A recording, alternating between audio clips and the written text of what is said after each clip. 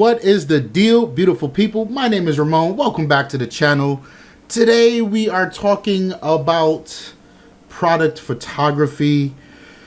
Product photography is so difficult, and there's so many different ways of doing it. But yeah, you know, coming off the idea of how much I fell in love with my Fuji, what better way to further my exploration into the product photography world than using my Fuji as a muse? So the idea here was simple. I wanted to use my macro lens. I have a 50 millimeter 2.8 Minolta macro lens. I love that thing. And over the years, I've been experimenting with it more and more and more. And I think macro is a very difficult genre of photography for me because composition completely changes when you're this close to a subject. And one of those challenges with a macro lens is really and truly light. So if you tune into my blog, you'll start to see a lot of posts where I do these series of images where I'm really just experimenting with the macro lens and light. And it's kind of a you kind of have to unlearn everything you learned. But what really aided me in this, currently where I am today with macro and off-camera flash, is really learning off-camera flash for portraits. And a lot of that comes back down here now, where it's about, okay, you need to visualize your composition first and foremost, but then you also need to identify exactly what you're trying to accentuate in that composition. And these are just macro things. And usually what you'll find is, because of how depth of field works with macro lenses, how razor thin they are. For instance, if I shoot this lens at 2.8 wide open, there's almost nothing that's identifiable in the image. Like, you'll just be looking at something like, I don't know what I'm looking at. It almost never makes sense. So you need to really stop it down. And I get it, going from 2.8, your next logical thing, because you know we've all experimented with photography here. You say, okay, so if 2.8 is way too shallow or narrow, then let's go to f8. And then f8, it goes from here to where you can't identify it to here, where it's sort of like, it's not good enough. So oftentimes with macro photography, I find, particularly with this lens, I find myself shooting at like f16, f20, and yes, talking about that type of aperture, you know you aren't getting much light. So what do you do now? Either you put it on a tripod and you open up your shutter speed, or you introduce light, because I think it's annoying as hell to shoot macro stuff on tripods, because for me, I could say finding a composition that's kind of dope with macro oftentimes means off axis, all type of crazy angles, and it would be hard to maneuver a tripod in that world. So what I've done is I keep my shutter speed at, like, I don't know, 1/120th or something like that. I'll even go down to like 1/60th, something there, and I will introduce the flash as a fill light to really get the look. Now, what's important to understand about the flash, particularly you see here in this first image, you can blow out your highlights, or what would reflect back as a highlight. So there's a lot to learn there in that process, and then there's a lot to learn about how to compensate for the amount of light that you need to introduce. So you're talking modifiers and whatnot. So what I'm using here is just a regular speed light, and I have the Mag Mod. What is it? It's like the barn door thing. I forgot what it's called, but it really, so I've got the spare that sort of evenly throws out light, and that's great for portraits. But then I've got the little honeycomb thing that kind of keeps the light from spilling everywhere, and it laser focuses on what it is. So yeah, this really is, this is the first shot where I kind of dialed in the idea, I dialed in the settings, I dialed in the lights. And it was let's go for the composition, and I think this is a pretty cool composition. When thinking about product shots, I could have just thrown in the big ass light box and everything is white. I wanted it to be a little more artistic, if you will. I wanted these shots to be all in black and white, and I wanted to accentuate certain parts of the camera that just make it such a beautiful piece of machinery. So yeah, this is this first shot. You see Fujifilm.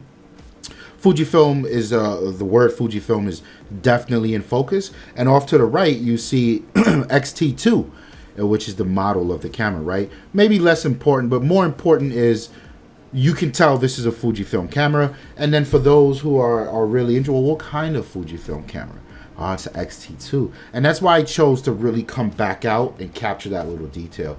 So yeah, I was very pleased with how the light was focused, and I had to do some post-processing to dial back the exposure, sure.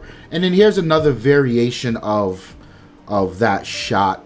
But what I think is so dope about this shot versus the next is they're relatively the same composition. What changed is the light. So there I was telling you about the light. You see it in the top left, and that light, and it's crazy about off-camera flash. It's amazing how much different looks you can get. Same composition by just sort of moving the light around, right? And if you're thinking, if that doesn't really make sense to you, or it's hard for you to grasp, think about how people talk about natural light for portrait photographers. You have to seek out the natural light. You need to find the window in the room and really base your composition around that natural light. Well, kind of the same concept here, except when you're shooting off camera flash, you now have the flexibility to put that light where you want it. So it's just added flexibility, and I think it adds to a different look and feel of the same composition. I chose to keep the light in the shot, and this is the dope thing about macro. Excuse me. This is the dope thing about macro. The light off to the back is in the shot, sure, but it's not taking over the shot. And this is, you know, there's a lot I really like about this shot. Here, this is, so I went on Amazon and I bought one of the, and I think it's the dopest thing ever. Fuji's got on the shutter button, you can screw in a different, I don't know, what do we call a shutter button? I don't know what it's called. This thing cost me like $5 or whatever. And it's actually golden red, you can't really tell. The leather part is red, and the surrounding, the hardware is gold. I quite like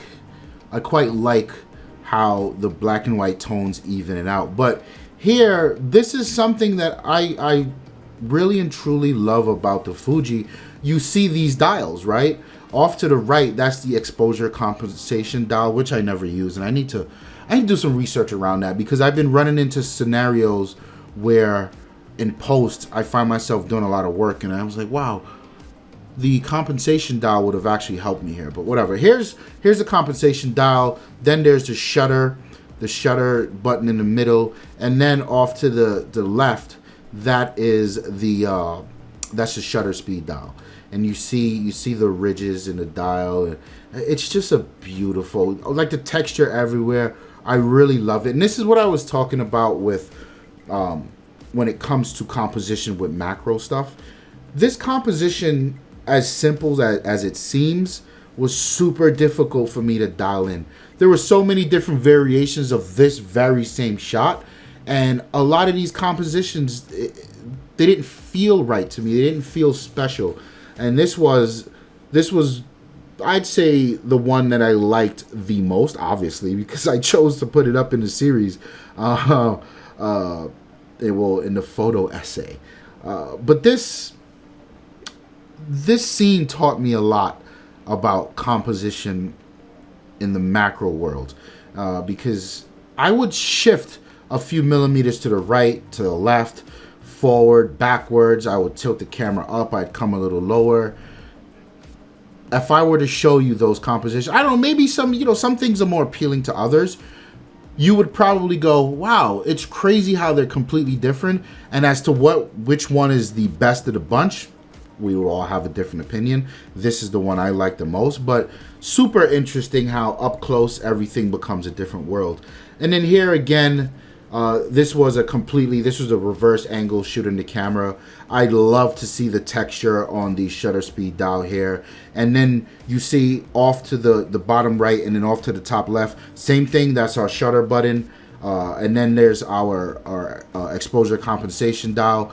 And you see how beautiful the depth of field works in a macro lens. I couldn't. It's such an addicting thing to look at for people. People say bokeh whoring, but there isn't much bokeh to be had here. This is really just depth of field. It's so addicting to look at the depth of field you get with macro lenses. So yeah, this photo series quite different from when I envisioned product photography a year or two ago. This was actually just taken on the desk in front of me, right? There's the camera just sitting on the desk. So there was a lot of knowledge that I had brought over from shooting low key portraits and how light falls off the closer the light source is and whatnot, to really eliminate the background and stuff. The desk is really messy, trust me. You don't want to see what's going on behind that desk. But here, it looks like, I don't know, maybe the camera could have been in a light box. We don't know. And I really dig that about it. So this combination of the macro lens and the flash, I'm really digging the results.